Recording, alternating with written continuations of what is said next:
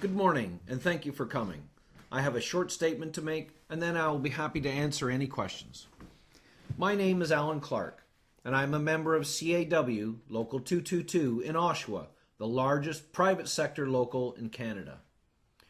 Before 1993, CAW Local 222 had been openly supporting the NDP for 30 years without ever seeking the membership's opinion on that exclusive and unquestioning support for one political party.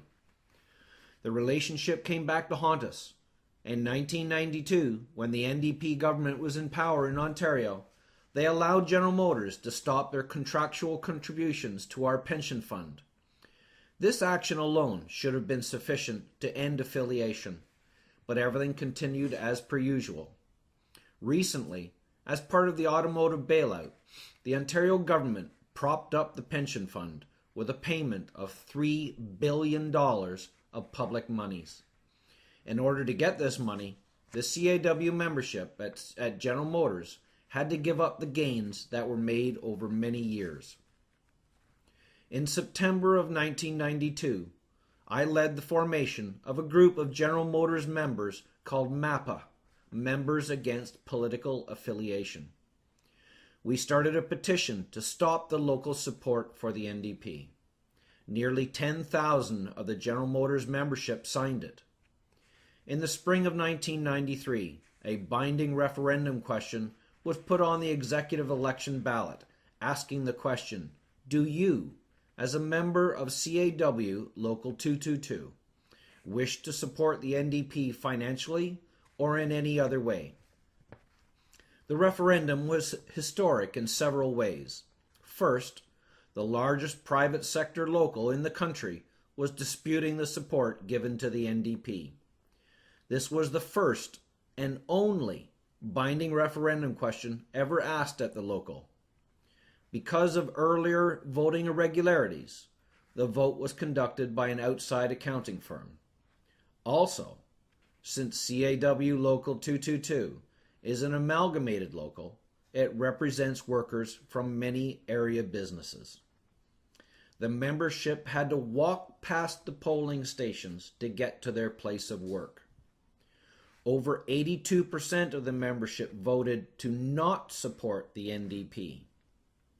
In the spring of 1993, before the referendum vote, I had a long discussion of the pros and cons of the referendum vote with Mr. Sid Ryan, who was then a year into his presidency of CUPE. We also had what was a much shorter conversation after the vote.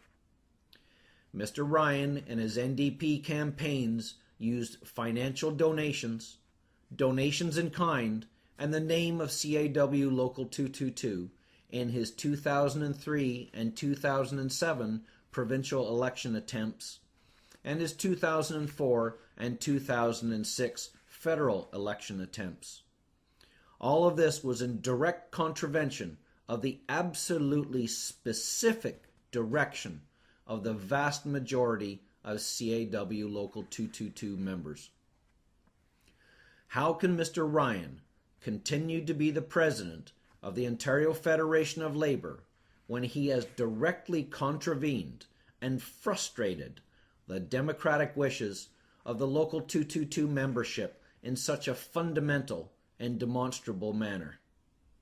I therefore call on Mr. Ryan to resign as president of the Ontario Federation of Labour.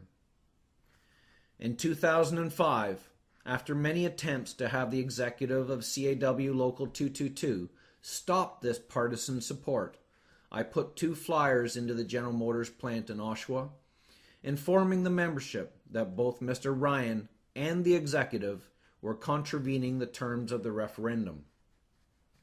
Mr. Ryan, in a news conference just days before the federal election in 2006, made exaggerated, untrue statements that I had called him a terrorist and a criminal.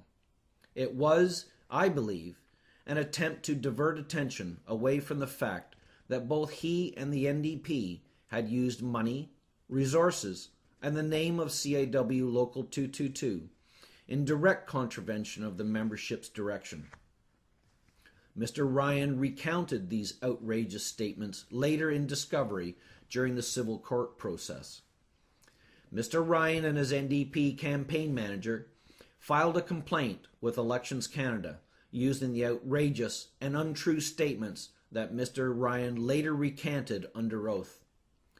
This complaint to Elections Canada led to the filing of criminal charges against me, following a series of letters from Mr. Ryan's CUPE lawyer to Elections Canada exhorting them to file charges. In a precedent-setting case, I was found not guilty of both charges, with Judge DeFilippis saying in his judgment that what I had said was fair comment about a candidate and made without malice. This is from the Ontario Court of Justice, court file number Durham Region 99806-10556, date 2008-05-13.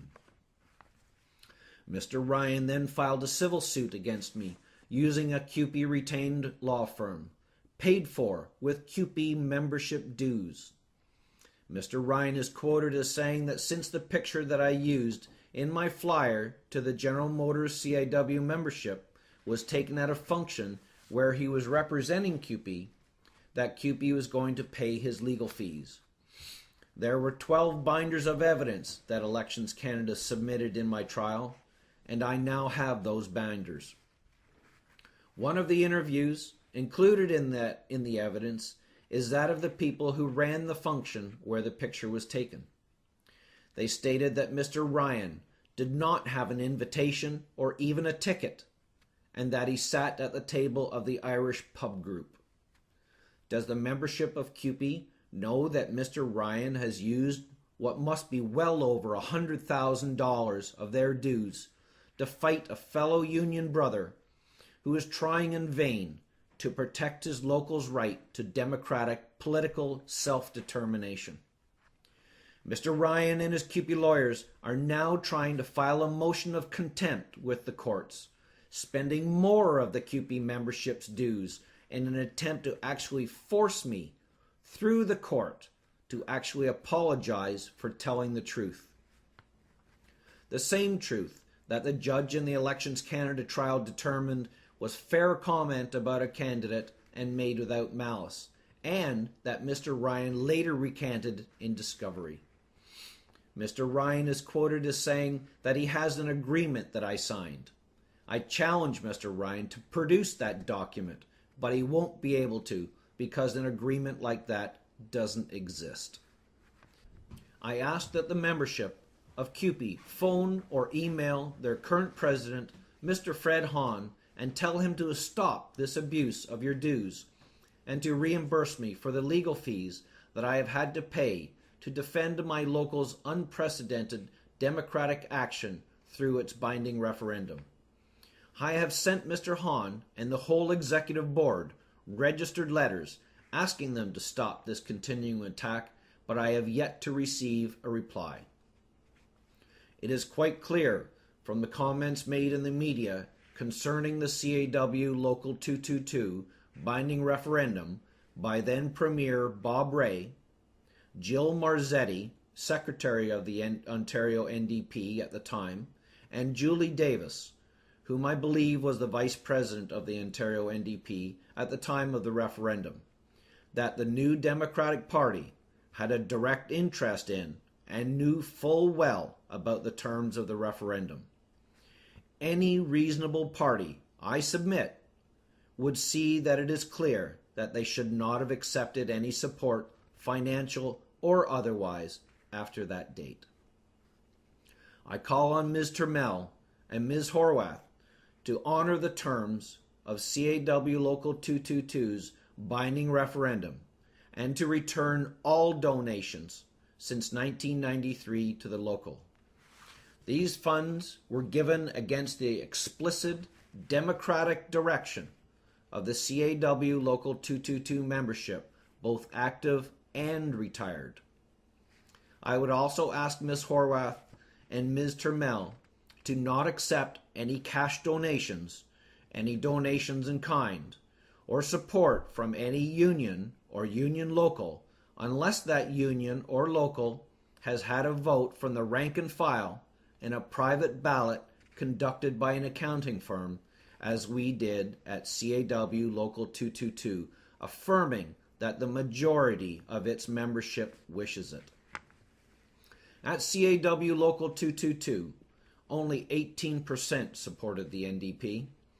How is it right that the interest of such a small percentage of people overrode the vast majority in a democratic union? Solidarity, one of the cornerstones of unionism, comes from the support of the majority. In this case, the NDP, which claims to be democratic and a supporter of unionism, has ignored the majority for its own partisan purposes in a singularly non-democratic way. There is such a great range of political beliefs in the union membership, yet the executive of CAW Local 222 has chosen to ignore the political diversity of the local and its strong democratic action in 1993 and chose a one-party model. I would also ask the Honourable Chris Bentley, the Ontario Attorney General, and the Honourable Robert Nicholson, the Attorney General of Canada, to investigate the circumstances involving the contributions made to the NDP from CAW Local 222. Thank you.